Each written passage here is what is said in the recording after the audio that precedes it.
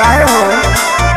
हाँ लस लस चैत के दिन भइले रनिया खुटिए में सुतिए के फरलू ओढ़निया हतनी से सजनी के चाट गइलू गेहूं काटे गइलू बाकी बाटे गइलू गेहूं काटे गइलू बाकी बाटे गइलू गेहूं काटे गइलू बाकी बाटे गइलू गेहूं काटे गइलू बाकी बाटे गइलू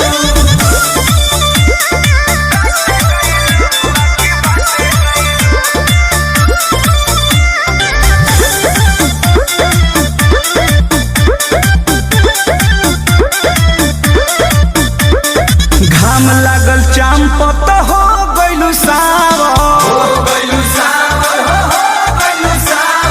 कहवा जवानिया तू कइलू निछावर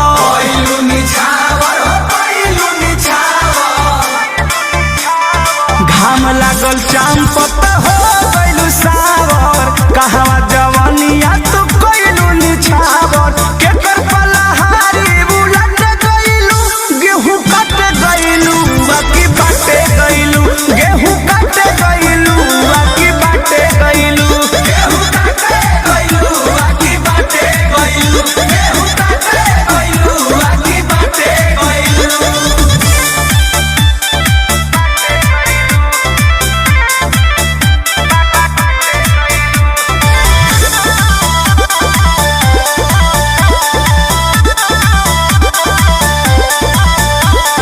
कृष्णा बेदर्दिया परमो से मिल के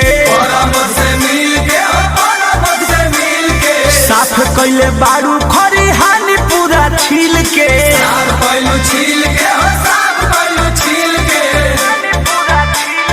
कृष्णा बेदर्दिया परमो से मिल के साफ कइले बारू खरी